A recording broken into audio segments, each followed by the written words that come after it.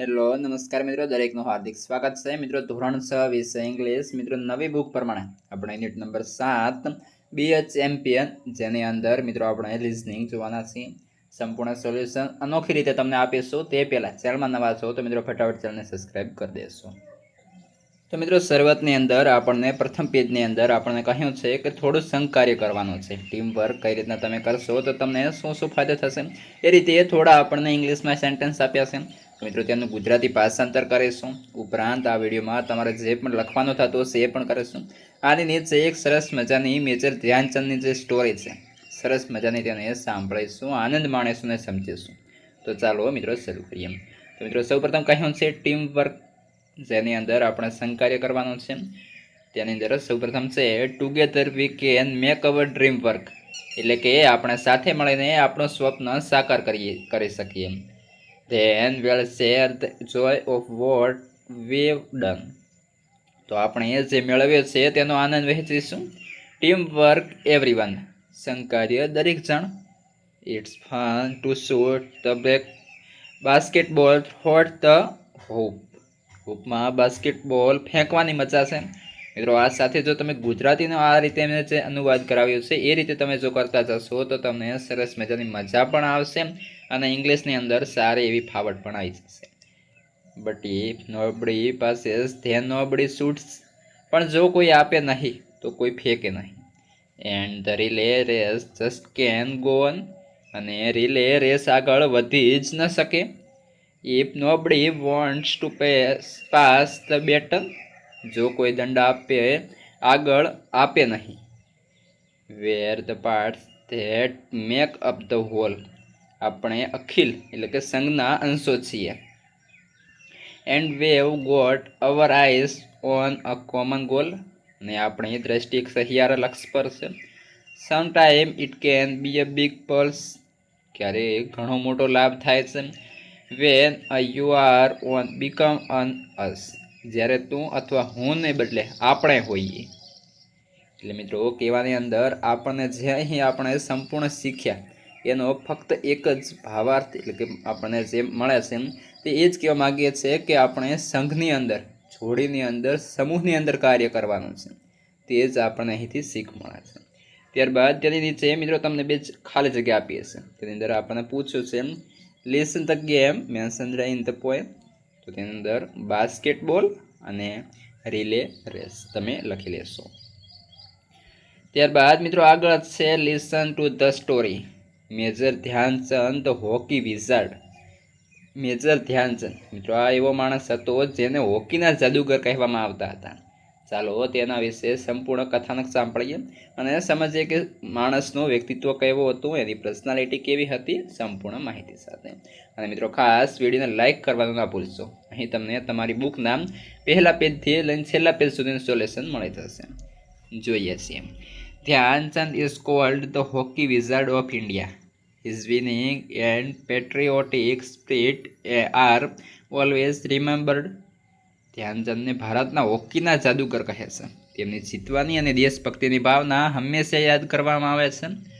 Once he had an interesting meeting with Adolf Hitler. Adolf Hitler was the dictator of Germany during the 1933 Olympics. The hockey final was played between India and Germany. The day was August 15, 1936. Acquired Adolf Hitler સાથે તેમની એક રસપ્રદ મુલાકાત થઈ હતી. 1936માં Olympics દરમિયાન Adolf Hitler જર્મનીના સરમુખત્યાર હતા. ભારત અને જર્મની વચ્ચે હોકીનો અંતિમ મુકાબલો રમવાનો હતો. તે ઓગસ્ટ 1936નો દિવસ હતો. The Germans wanted to win, though even injured Dhyanchand, he was the Indian team champion. They played so out that he lost some of his teeth, but he did not give up. He kept playing bravely. He even changed his fancy shoes. He decided to wear his simple shoes. Amazing, he fired 3 quick goals and Indians won the match. The final score was India 8, Germany 1. એટલે કે જર્મનોએ જીતવું હતું. તેમણે ધ્યાનચંદને ઈજા પણ પહોંચાડી. તેઓ ભારતની ટીમના કપ્તાન હતા. તેઓ જર્મની એટલું હિંસક રમ્યા કે તેમના એટલે કે ધ્યાનચંદના થોડા દાંત પણ તૂટી ગયા, પણ તેમની હાર માની નહીં. તેઓ હિંમતથી રમતા રહ્યા. તેમણે તેમના આકર્ષક જૂતા પણ બદલી નાખ્યા. તેમણે તેમના સાદા જૂતા પહેરવાનો નિર્ણય કર્યો. આશ્ચર્યજનક રીતે તેમણે 3 ઝડપી ગોલ કર્યા અને ભારત મેચ જીતી ગયો. અંતિમ સ્કોર હતો ભારતનો 8 ગોલ અને જર્મનીના મિત્રો 1 goal. Adolf Hitler was in the stadium, but he left the match early. He met Dhyan Chand in gathering of players after the match. Adolf Hitler સ્ટેડિયમમાં હતા, પણ તે મેચ છોડીને વહેલા જતા રહ્યા. મેચ બાદ ખેલાડીઓના એક મેળાવડામાં તે ધ્યાનચંદને મળ્યા.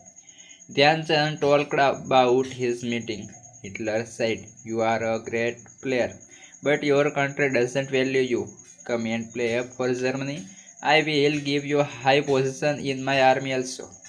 ધ્યાનચંદે આ મુલાકાત વિશે વાત કરી. હિટલરે કહ્યું, "તમે એક ઉત્કૃષ્ટ ખેલાડી છો, પણ તમારા દેશને તમારી કિંમત નથી. આવો અને જર્મની માટે રમો. હું તમને મારા સૈન્યમાં ઊંચો હોદ્દો પણ આપીશ." એટલે કે મિત્રો તેમણે જે છે જર્મનીના જે એડોલ્ફ હિટલર હતા તેમણે ધ્યાનચંદ જે છે એમને લાલચ આપી કે અમારી સાથે આવજો અને અમારી સાથે રમો. To this Dhyanchand replied, "I am an Indian and Indian is my home. I am happy as a simple soldier among my own people." આ સરસ મજાનું કહ્યું છે. આ સાંભળીને ધ્યાનચંદે ઉત્તર આપ્યો, "હું એક ભારતીય છું અને ભારત મારું ઘર છે. મારા પોતાના લોકો વચ્ચે હું એક સામાન્ય સૈનિક તરીકે ખુશ છું." મિત્રો આ એક સરસ મજાનું વાક્ય છે. ત્યારબાદ કહ્યું છે, "Such was the simple patriot's love for India." આવો હતો એક સામાન્ય દેશભક્તનો ભારત માટેનો પ્રેમ. આ સાથે મેજર ધ્યાનચંદની થોડીક ટૂંકી ક્ષણ વાર્તા અહીં પૂર્ણ થાય છે. તેની નીચે મિત્રો આપણને પ્રશ્નો આપ્યા છે. ચાલો સોલ્યુશન કરીએ. તમારી બુકની અંદર પણ પ્રશ્નો આપ્યા હશે, તેમાં લખવાનું થતું હશે. ચાલો લખીએ. જેમાં કહ્યું છે આન્સર ધ ફોલોવિંગ ક્વેશ્ચન. નીચેના પ્રશ્નોના જવાબ આપો. પહેલો પ્રશ્ન છે, "you are great player, who said this?" એટલે કે તમે એક સારા ખેલાડી છો, આવું કોણે કીધું? તો જવાબ આવશે એડોલ્ફ હિટલર. ત્યારબાદ બીજા નંબર છે, "give one word for someone who loves his her country and is committed to it." તો આપણો જવાબ આવશે patriot. Question 3, "find out the meaning of the phrases to give up from the dictionary and make a sentence using it." જવાબ થશે to give up to stop trying to do something human could not find Sita but he did not give up.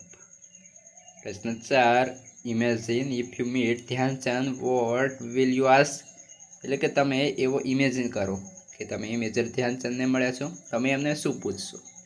તો જવાબ બનશે, "I will ask him to give me tips to play hockey like he did." ત્યારબાદ આગળ પ્રશ્ન 5, "give another title of the story." એટલે કે આ જે સ્ટોરી વાર્તા છે એનું એક અન્ય ટાઇટલ આપો, શીર્ષક આપો. તો આપણે શીર્ષક આપી શકીએ અ ટ્રુ પોટ્રિયટ. ત્યારબાદ મિત્રો તેની નીચે એક ટેબલ આપેલો છે, ટેબલ આપણે પૂર્ણ કરવાનું છે. તો ચાલો જોઈએ. તો સૌ પ્રથમ અહીં કહ્યું છે સિચ્યુએશન, સામે આપ્યું છે વોટ વિલ યુ ડુ, તમે શું કરી શકો છો? તો સિચ્યુએશનની અંદર if you find 10 rupees note from your school compound, તો મિત્રો સામે આવશે I will give it in the office. બીજા નંબર છે you have not done your homework, your friend suggest you tell a લાઈ.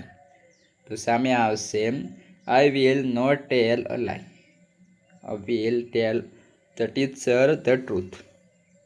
If you find an injured bird, તો સામે આવશે I will take it home to look after it or will take it to an animal clinic. If you lose a game, તો સામે આવશે I will congratulate the other team player. મિત્રો આ સાથે આપણું જે છે સંપૂર્ણ વિડીયોનો કહેવાય ફર્સ્ટ પાર્ટ પૂરો થાય છે, એટલે કે લિઝનિંગ પૂરું થાય છે. આગળના વિડીયોમાં આપણે રાઇટિંગ શીખીશું, એટલે કે રાઇટિંગની અંદર તમારે જે પણ સ્ટોરી કે જે પણ લખવાનું થતું હશે, જે પણ સમજવાનું થતું હશે, સંપૂર્ણ સમજીશું. અને તેના માટેની જે મિત્રો લિંક છે એ આ વિડીયો ડિસ્ક્રિપ્શનમાં આપી દઈશું. ત્યાંથી તમે રાઇટિંગ સંપૂર્ણ જોઈ લેજો. તમારે અન્ય કોઈ પણ વિષયનું લખવાનું બાકી હોય સંપૂર્ણ ડિસ્ક્રિપ્શનમાં લિંકો આપેલી છે. તો અત્યારે આ વિડીયો તમારા મિત્રોને શેર કરી દો અને એ વિડીયો તમારે જોવાના બાકી હોય તો જોઈ લેશો.